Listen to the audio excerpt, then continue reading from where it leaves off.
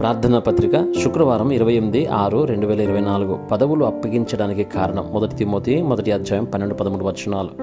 పూర్వము దూషకుడును హింసకుడును హానికరుడైన నన్ను తన పరిచర్యకు నియమించి నమ్మకమైన వానిగా ఎంచినందుకు నన్ను బలపరిచిన మన ప్రభువైన క్రీస్తు యేసుకు కృతజ్ఞుడని ఉన్నాను. తెలియక విశ్వాసం వలన చేసి తిని గనుక కనికరింపబడితేనే.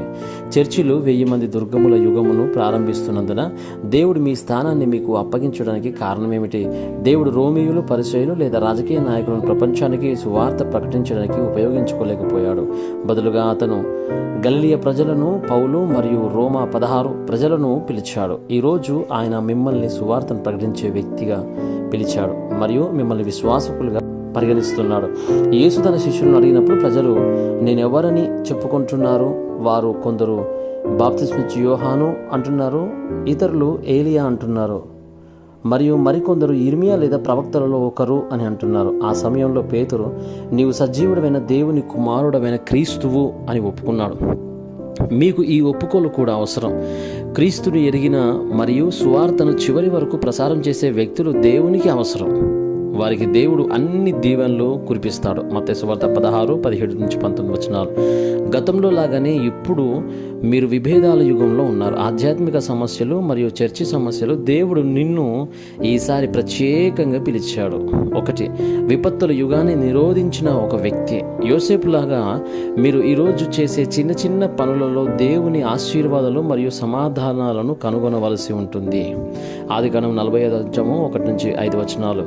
రక్త బలియాగం, సాతాను మరియు విపత్తులు ఏమిటో తెలుసుకోవడం ద్వారా మీరు బాగానే ఉంటారు. నిర్గమకాండం 3:18. అదనంగా పనిచేయని పరిస్థితులకు సంబంధించి సమాధానాలు ఉన్నాయి. 1 సమూయేలు 9:11. The answer of the Nazarite. దావీదు విశ్వాసం మరియు ఆనందం ఎప్పుడూ ఒకేలా ఉన్నాయి. అంతేకాదు ఉడంబడికను తెలియజేసిన 3 వ్యక్తులు విపత్తులను ఉడంబడికను తెలియజేసిన 3 వ్యక్తులు విపత్తులను నిరోధించారు.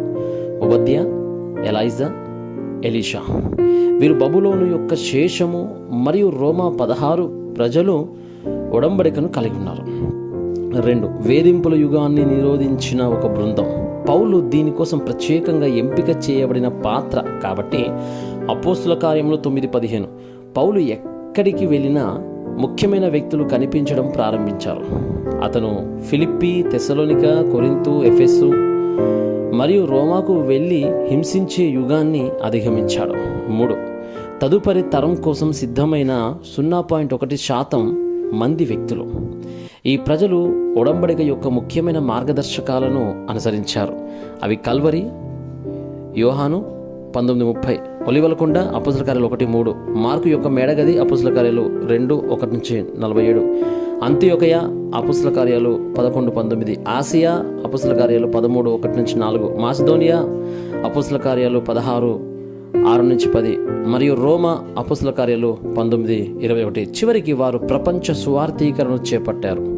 వేధింపులు లేదా ఇబ్బందులు ఉన్నప్పటికీ పదవులు పొందిన వారు బైబిల్ నుండి సమాధానాలను పొందినట్లయితే వారు ప్రపంచాన్ని మారుస్తారు. పెద్దలు 1000 దుర్గములను మరియు 3 ప్రాంగణాల కోసం ప్రార్థన 24 చేయవచ్చు. నియమిత డీకన్లు శుక్రవారం, శనివారం మరియు ఆదివారం కోసం ప్రార్థన చేయవచ్చు.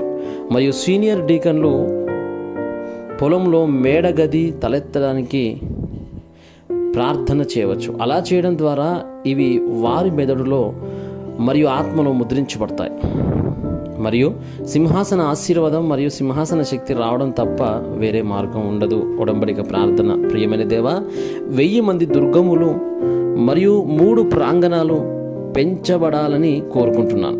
నిజంగా శుక్రవారం, శనివారం మరియు ఆదివారం మరియు ఆర్యుటీసీ ఉద్యమం జరుగుతాయి. విశ్వాసుల ద్వారా కనిపించని క్షేత్ర సువార్త ఉద్యమం తలెత్తాలని నేను ప్రార్థిస్తున్నాను. ఈరోజు మరియు ఈ వారం కూడా నేను కొత్త దయతో ధరించే విలువైన సమయం దయచేయండి. యేసుక్రీస్తు నామంలో నేను ప్రార్థిస్తున్నాను. ఆమేన్.